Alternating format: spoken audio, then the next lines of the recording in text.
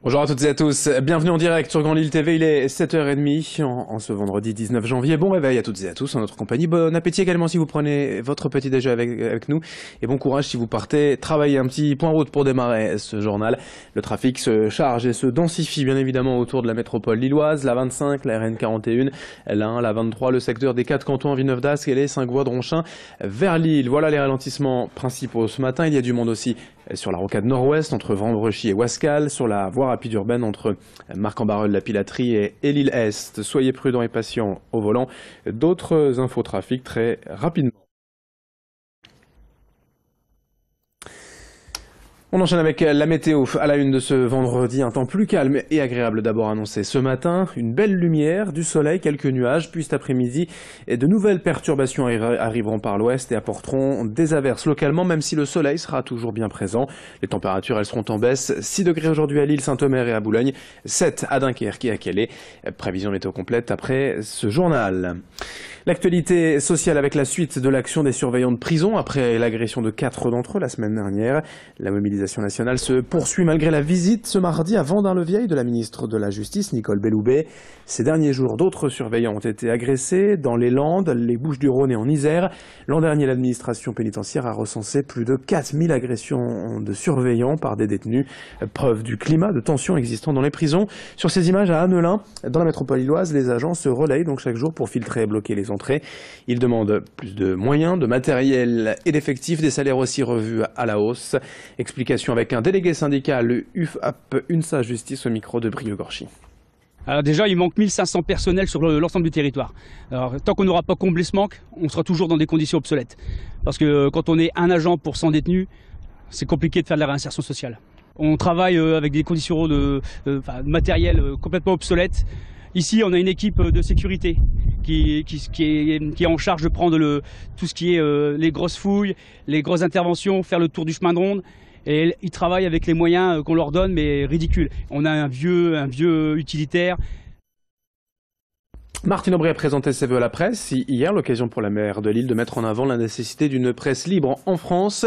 Elle en a aussi profité pour évoquer les grands projets de l'année 2018, notamment l'axe culturel avec le Festival international des séries télé, ou Lille, capitale mondiale du design en 2020 et les préparatifs déjà qui ont démarré. La rénovation du quartier Saint-Sauveur également a été évoquée. Martine Aubry et ses 3 points principaux hier devant la presse au micro de Xavier Silly.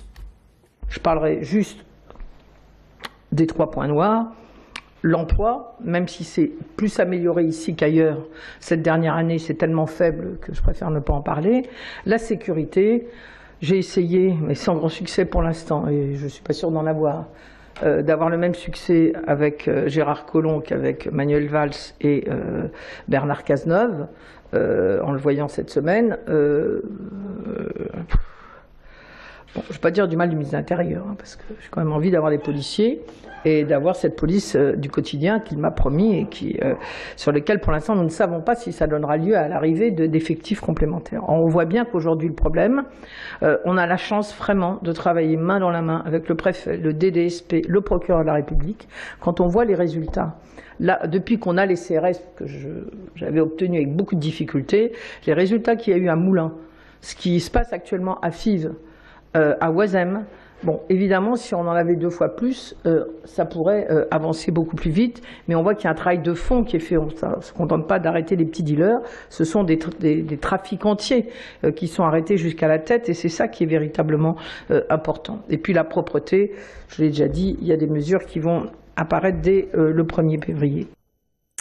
7h34 en direct sur Grand Lille TV, on enchaîne avec toute autre chose. Les annuels et 13e au Olympiade, mercredi à l'Institut de Genève, un événement atypique qui a suivi pour vous la rédaction de Grand Lille TV. 30 élèves bergers ont participé à ce concours, une démonstration de savoir-faire théorique et pratique afin de mettre en avant le travail d'éleveurs au ovin. Reportage signé Joël Warneau. Les Olympiades, une compétition pour élire le meilleur berger de la région. 30 élèves d'établissements agricoles se sont essayés à différentes épreuves techniques sous le regard d'un jury. Tri des brebis, reconnaissance des races de moutons. L'objectif, susciter leur intérêt pour le métier d'éleveur ovin. L'idée de ce concours, c'est de provoquer des vocations, soit être éleveur ou travailler dans la filière ovine. parce que savoir qu'en région Hauts-de-France, on a un déficit en éleveurs. Donc l'idée, c'est de pouvoir susciter des vocations de futurs éleveurs. C'est le cas d'Édouard. À seulement 19 ans, il possède déjà son élevage de moutons à Pillan-les-Guines. Mais le jeune berger est toujours en quête de savoir-faire. Franchement, c'est intéressant parce qu'on voit différentes techniques de travaux avec les moutons et c'est des techniques que on ne fait pas souvent chez soi. Il faut avoir le matériel, l'équipement. J'ai commencé à avoir des moutons et il y a un an, je me suis dit qu'il fallait que je trouve un moyen de me développer en fait, vu que je suis pas du monde agricole. Et du coup, j'ai commencé à leur faire boire de la bière. Je les engraisse, ils écoutent de la musique, ils sont sortis tous les jours et grâce à tout ça, j'ai réussi à me passionner encore plus, à vraiment prendre plaisir à le faire et à essayer d'en vivre, en fait, vivre de ma passion. Édouard fait partie des 2 finalistes du concours. Il ira défendre la région au national au Salon de l'Agriculture le 24 février prochain.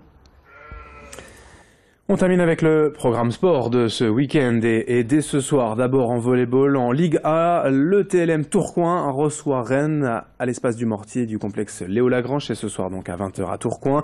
Il y a du basket également ces soirs de derby entre Denain et Lille en Pro B. Le LMBC, 2e du classement, se déplace chez son voisin, 9e. Match à 20 h au complexe sportif Jean de Gros. En Pro, à noter que le BCM joue à Limoges à 18 h 30. Le SSM Le Portel accueille Chalon-sur-Saône ce soir, donc 20 h. Et chez les filles, en Ligue féminine, c'est le match au sommet du championnat. Les 2 co-leaders s'affrontent. Le SBV à Villeneuve d'Ascq accueille Bourges demain soir à 20 h au Palacium. Et puis en football, la 22e journée de Ligue 1, le LOSC joue à 3 demain soir à 20 h. Avant de terminer ce journal et de parler de météo, vos conditions de circulation ce matin, 7 h 37 minutes, tout pile en direct. Voici la carte de l'agglomération, les ralentissements habituels ce vendredi matin autour de Lille. Soyez prudents et patients au volant. D'autres infos très rapidement à suivre sur Grand Lille TV.